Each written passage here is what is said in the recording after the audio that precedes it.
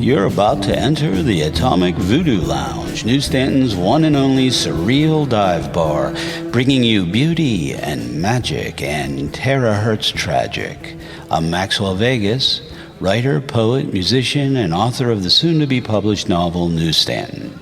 Descend with me into the static buzz of late-night radio, where words and music swirl through neon dreams and drift like cigarette smoke out over dried-up prehistoric seas. Welcome back to the Atomic Voodoo Lounge, or maybe you've been here all along, entangled in your obscure trajectories. Maxwell Vegas here, and tonight we have music by Kitten and the Tonics and the Riptide Rats. We'll tip back our cocktail of the evening, enjoy some six-word noirs, and move on to Poplar and Ash, a gothic love story of eternal madness and unmaking, by yours truly, Maxwell Vegas. If you're ever low on fuel, stop on over to New Stanton's Handy Fill, right beside that fearsome highway. The guy sitting by the pumps in the ratty Baja hoodie is Guitar Gas. Don't worry, he won't bite. So, take your place at the bar, we've been saving it for you, order a drink, and let's get spooky. Nothing says spooky more than a black cat, so tonight's cocktail of the evening is the classic Black Cat. The perfect highball for autumnal gatherings and Halloween celebrations of all kinds. This refreshing and easy-to-make drink has a dark hue reminiscent of its namesake. You're going to need 1 ounce vodka, 1 ounce cherry brandy or cherry liqueur, 3 ounces of cranberry juice, and 3 ounces of cola. Of course, here at the Atomic Voodoo Lounge, we highly recommend Swill Cola. Fill a highball glass with ice, pour in the vodka and cherry brandy, top with equal parts cranberry juice and cola, stir gently to combine. Garnish with a fresh cherry, or for a spooky twist, consider a bloody drizzle of grenadine or a lychee eyeball. That's a lychee stuffed with a blueberry. And enjoy this classic, refreshing Black Cat cocktail.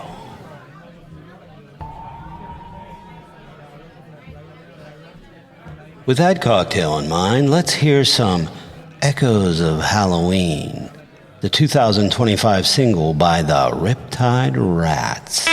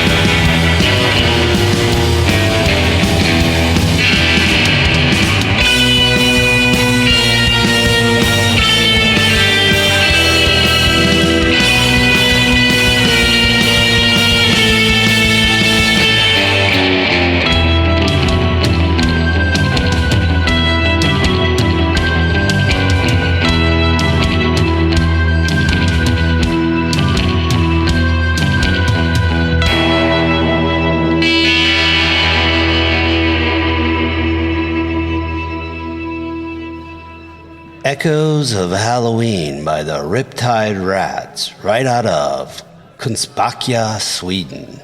Check them out on Apple Music or Bandcamp.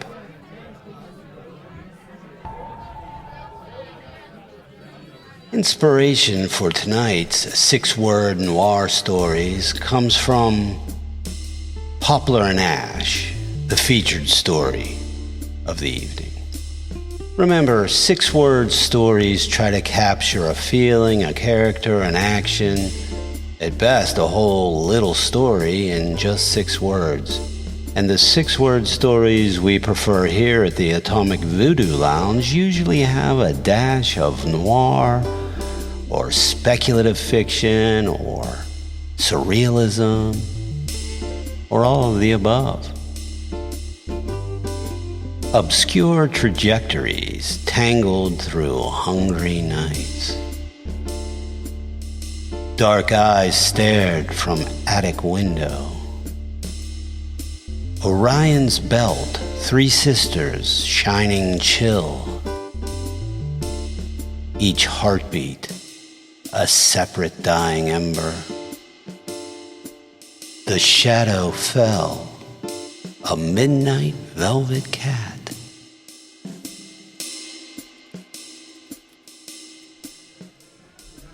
Hope you enjoyed those 6-word noirs. For those of you who think you can do just as well, if not better, I'm sending out a Maxwell Vegas challenge to all of my Substack subscribers. Come up with your best 6-word noir, 6-word speculative, or 6-word speculative noir and send them in for a chance to have yours read on an upcoming episode of the Atomic Voodoo Lounge podcast.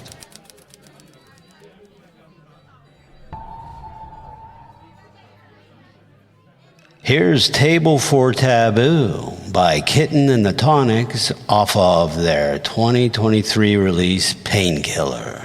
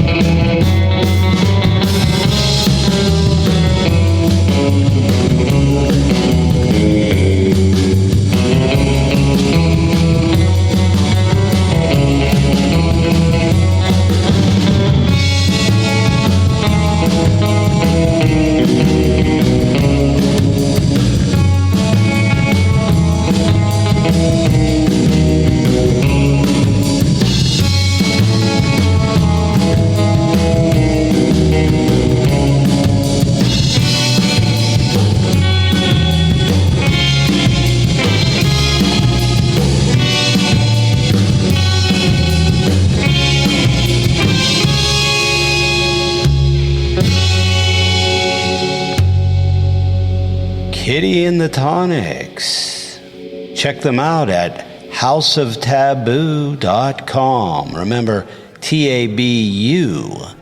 They're also available on Apple Music and Bandcamp. Thank you to Taboo Recordings.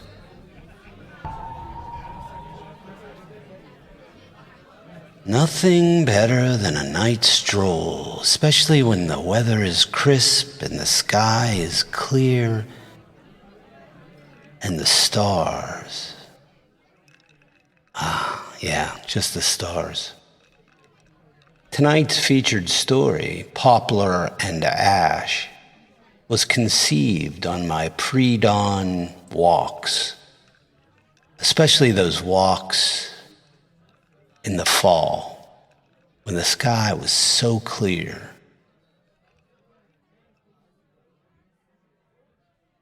Poplar and Ash by Maxwell Vegas.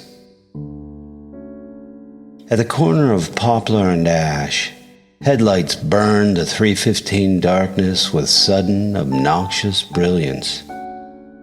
The man stepped aside, pausing in shadow, allowing the car to pass. Wouldn't it be better to remain unseen? They could be looking for me, he thought, for any hapless victim caught betwixt night and repose. He watched the taillights disappear up the avenue, one jaundiced eye, one pale cheekbone leaning into the light. Yet maybe they sensed him too, he thought, and instead of doubling back to give chase through twisting alleys, across backyard nightscapes, they pressed their soiled feet ever more eagerly in the floorboard and accelerator, wishing dawn thoughts of placid arrival. Do we make the choices we make? He whispered, stepping out from the skirted gloom and under Orion's belt, those three sisters shining silver and chill in the blue-black heavens, and Saturn's rings obscured, crestfallen, secret, perhaps a firmament away. He did not notice the woman, her dark eyes staring down from the attic window, the window atop the house of ivy and shadow, the house at the corner of Poplar and Ash. A tangle of auburn hair, streaked gray, reined in by a hempen knot. She stood at the window, her emerald eyes reflected over the lone figure below. Herb smoke and tallow filled the air as her husband snored just under her feet. He wanders forth, a pale star, and yet I am here.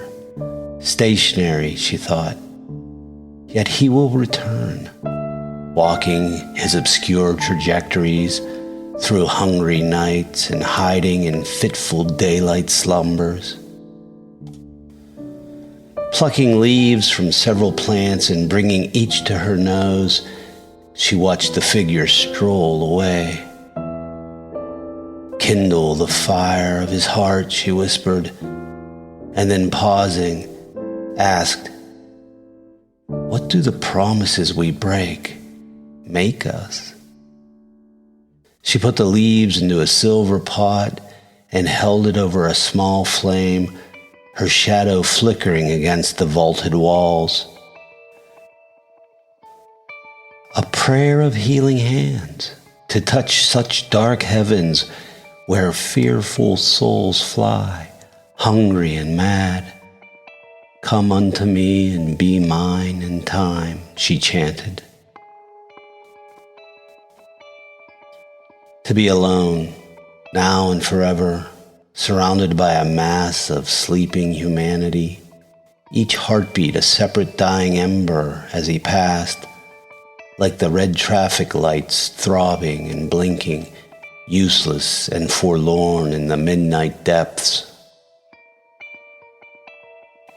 He pulled his collar a little higher, a vain attempt to conceal himself, to obscure any spot that light might discover. To be a shadow in a world of shadows. I am a guilty thing, he thought, as his steps whispered across worn blacktop, ancient sidewalks, and crumbling curbstones. This town belonged to him. It was his, even from before, and in the nocturnal shapes of cellar steps and moldering grape arbors, decomposing front porch balustrades and peeling vinyl siding, the sun shone on a world forgotten, a world of blue sky and mint, old ways and comfort. Did I choose the saturnine path, he thought, or did it choose me? And what else did I bargain? The procedure took something from him. Time? Was it about time? The infinity he endured, curled abed, hallucinating black wings, the smell of fecund soil like blood meal. His eyes too sensitive to dream of daylight, let alone lift a cover or raise a blind. And with it, natural sleep, that healing balm of nightly repose gone. And why, of all things, could he not say amen? Speak a simple prayer and walk his town when the sun blessed the sky. A flagpole chain's intermittent ding filled the silence of his dark orbits, and he walked on alone, under the 3 stars, ravenous and mad, and every bit as afraid. From dawn's orange till the ragged clouds of mid-morn, she sat on her porch, thick woolen sweater pulled down over her knees, staring through the mists of her earthenware mug, the vapors tingling the intersection of poplar and ash. A truck door slammed somewhere behind the house of ivy and shadow, the house where the woman sat, her coarse sweater mingling with twig, vine, and moss. An engine started, and the rippling sound of the brick alley divulged her husband's departure. One who leaves is strong enough to survive, she thought, but one who neither stops nor stays. Bellatrix, she whispered into her mug, continuing to picture the lone walker, the pale crescent of his face he sought to hide as he moved through the night. Sweet Bellatrix, she said again, her lips barely moving, the one tugging and pulling the other, yet never fully separating. And in response, a shadow fell, landed, and sauntered across the porch railing. A midnight velvet cat with fierce yellow-green eyes sat peering at the woman. Bellatrix, I send you, bright above the 3, to bemuse, to entangle, and to enchant. Bring him forth and lead him to me, the woman sang, her voice quiet and lilting. The animal did not move, but stood stock still, her keyhole pupils fixed, intense, seemingly cut from the night's inky cloth, answering no questions, asking no permission, unlocking no secrets. A rusty hinge creaked, and the man, the lone walker, emerged from basement chamber into past midnight darkness. Under crescent moon, he stepped forth with the silken rustling of cloak and scrape of sole, while bright Venus bejeweled the horizon and Jupiter on high gave chase to Saturn, now gone over the edge of the world. The animals knew, the cricket and the deer, the rabbit and the flutter of unknown wings, silent and still upon his approach, as if they could will their own invisibility. And through each window, the blue glow of televisions, forgotten lamps, and endlessly spinning ceiling fans, the beating of 1,000 hearts phasing in and out of syncopation, a blanket of still life spread over a hill, cleared hundreds of years ago, parceled out again and again, sold and developed and decayed into another wilderness. The wind stirred and dried leaves scuttled across his path as he ticked his cane against Poplar's gray, cracked pavement. The lights in the top stories of each house flickered as he passed. Sometimes a porch light would turn on and then go dead. Other times, the rooms of usually dark and quiet houses would burst forth in seizure-inducing strobes. This is no ordinary night, he thought. I fear I'm losing myself, or what was left, what I chose to cast away, and what I was not allowed to keep. At the corner of Poplar and Ash, he turned to survey the street behind him. Luminescent activity crackled and faded as if he were a ship, and the roadway and houses the churning royal of his wake, its energy dispersing into the universe. A strange thing, indeed, he thought. My revolutions made manifest, my paths perhaps observed. Retreat now impossible under this clockwork sky where all motion pushes forward. And so shall I. Spinning around to continue his course, he stopped immediately. A black cat sat in the intersection, unmoving, an inscrutable shadow, onyx fur glistening, keyhole pupils set into yellow-green eyes, staring, boring into him, as if searching for a soul. What trickery is this? The man called out to the beast. Let me pass, I say. It is I who shall bar your way in this town, my town. Now be gone. The cat stood without breaking its gaze, continuing to hold it as it moved one silent paw at a time through the intersection in no particular rush, as if the decision to move belonged to it and it alone, and perhaps it did. Far up Poplar, the man saw many cats, some tortoiseshell, some tabby, some cinnamon and calico.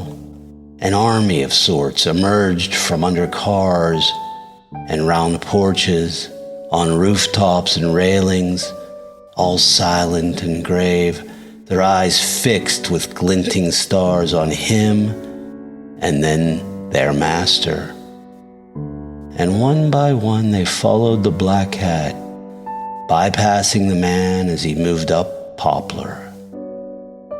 Looking over his shoulder again, his wake now a feline rush, spreading dark-headed, a tugging whirlpool of movement surrounding the house of ivy and shadow, of twig, vine, and moss, pulling him ever so gently toward the house on the corner of Poplar and Ash, where a woman stood waiting, silhouetted in the attic casement and Cassiopeia overhead.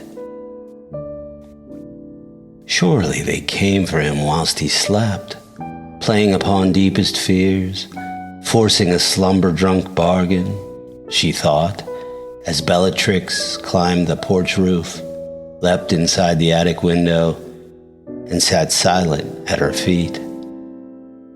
Good work, sweet girl, the woman said, herb-bitten fingers reaching to pet the velvet black head.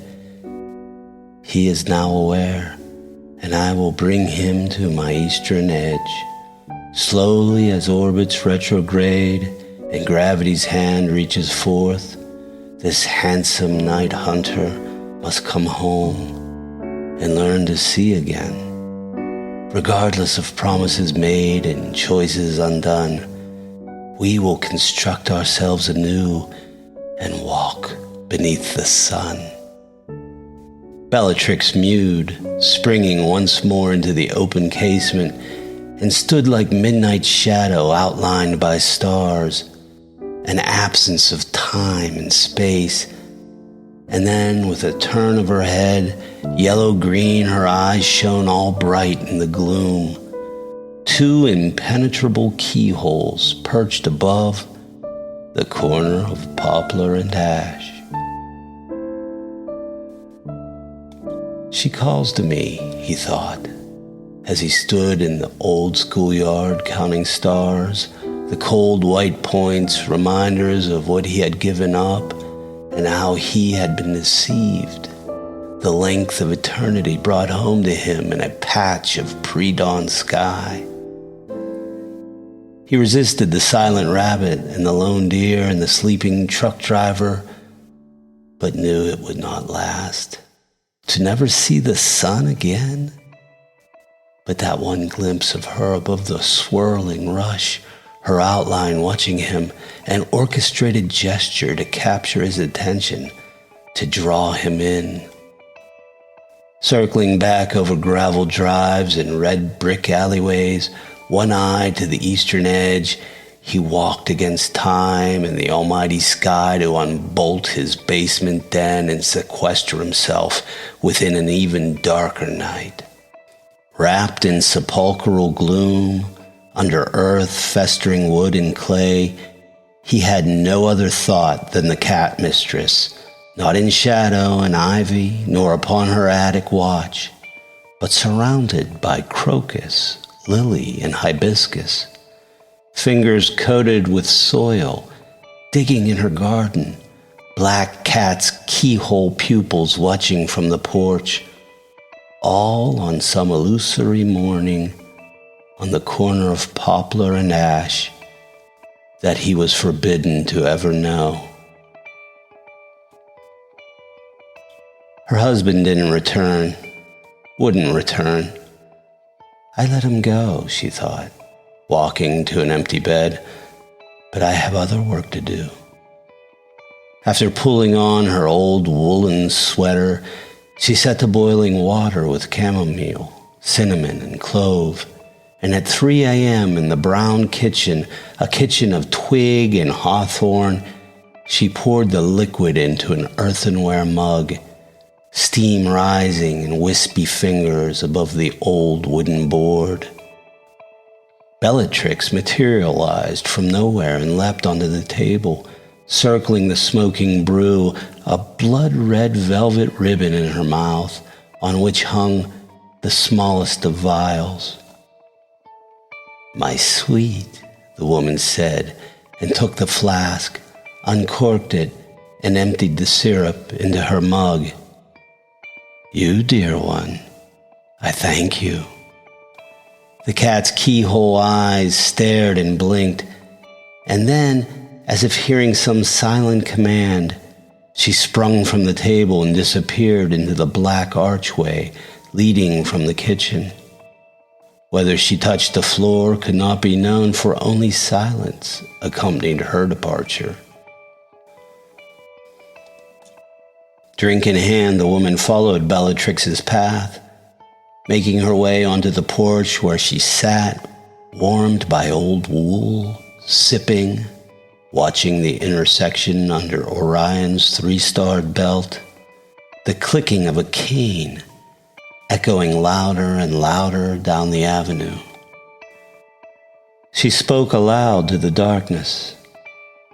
"I've slept on rose and on lavender, on quartz crystal and on sage, and over pomegranate seed my head has lain, dreaming you to me, regardless of promises broken or choices made, calling you forth so that I may be the light and thy pale face be my day."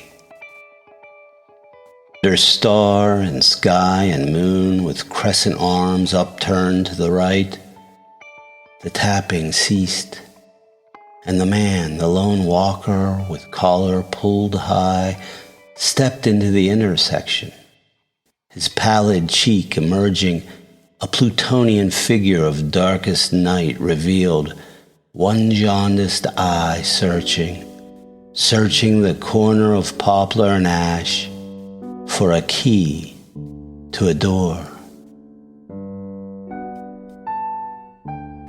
"Hello there," the man said to the woman, unsure and afraid. "It is I whom you await, I know, sitting there on your throne of ivory and shadow." He stepped forward over cracked pavement, the scrape of sole and tap of cane approaching the porch, Cassiopeia pointing to Andromeda in the heavens above. "But you have called to me through space and time, called me forth from solitary journeys, orbits painful and adrift. And while I fear your tangled ways, I beseech your tenderness. Cure me, make my choice unmade, heal me in your garden, and return me to the day."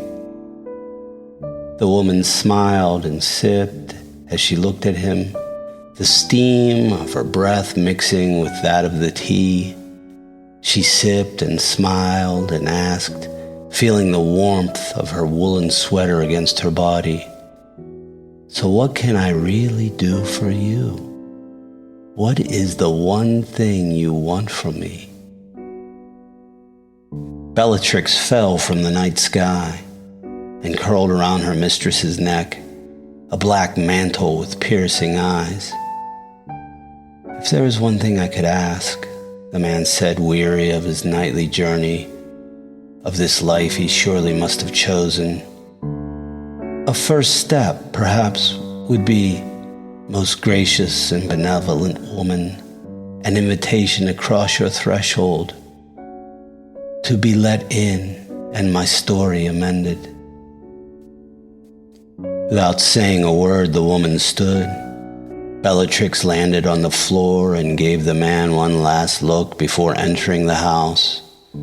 The woman followed, and crossing the threshold, she turned, her auburn hair pulled back with a hempen knot, her eyes now keyholes set in yellow-green. "Please," she said, lips tugging at one another, and then curling into the slightest of grins as she stood at the entrance to the house on the corner of poplar and ash, the house beyond that of goodness and beyond that of sin. "Please, my darling, please, my lone hunter, I will be your light and your life. Please, won't you come in?"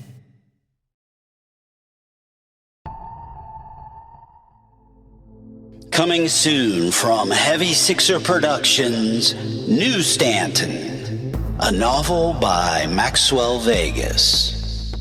Mr. Harold Dean, a shady alcoholic, just woke up with one hell of a hangover at the Starlight Inn, New Stanton's dingy motel. The only problem is, New Stanton doesn't exist. Join Mr. Dean on this postmodern night journey through buried memories, liminal spaces, and treachery as he searches for his sole means of escape, a blue 1964 Chevy Malibu. Will he be able to find his car before the evil Dr. Freytag does? Can Mr. Dean trust a host of bizarre characters to help him solve the mysteries of his own dysfunction and accept that New Stanton is exactly where he needs to be? The answer to these questions and many more lie scattered across New Stanton, a town that sits on the edge of a dried-up prehistoric sea, a town that exists inside and down.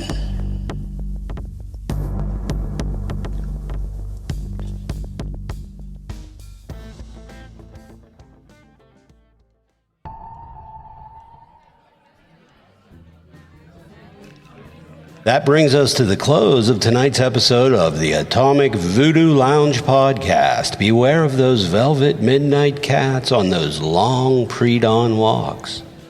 I'm Maxwell Vegas, and thank you for listening. Stay tuned for more Atomic Voodoo Lounge stories, music, poetry, and who knows what else. Our current schedule is about one episode every other week. If you enjoyed this episode and you'd like to help support the podcast, please subscribe and spread the good word. And if you are interested in contributing or being a sponsor, drop me a line and we can discuss the specifics. And don't forget, our 6-word noir challenge is open to all Substack subscribers. So check out AtomicVoodooLounge.com on Substack and subscribe. To find out more about Maxwell Vegas and Heavy Sixer Productions, check out HeavySixerProductions.com or MaxwellVegas.com. And remember, Vegas is spelled V-A-G-U-S. Another big thank you goes to our sponsor, Handy Fill, New Stanton's gas station. Before you tear off into the terahertz gap, make sure you fill up at Handy Fill. Also, be sure to check out the Riptide Rats on Apple Music and Bandcamp, as well as Kitten and the Tonics, available on Bandcamp, Apple Music, or houseoftaboo.com. Remember, taboo is spelled T-A-B-U. I'd also like to thank Mad Gravity Studio for their song Shady. We played that under the 6-word noirs. You can find them at mgsstudio.org. Also, Eric Satie's Gymnopathy, #1, by Kevin MacLeod at incompetech.com. These selections, as well as some sound effects, were used under the Creative Commons license. All relevant and pertinent links will be posted in the notes section of my Substack website at atomicvoodoolounge.com. All words and music composed, read, and or performed by Maxwell Vegas unless otherwise stated. All text, music, and performances copyright Heavy Sixer Productions, LLC 2025. Some sound effects and music used under Creative Commons license. And as always, remember, no AI training. Keep your AI bots out of my terahertz gap. Thank you very much. I'm Maxwell Vegas. Good night, sleep tight, and don't let those velvet midnight cats bite.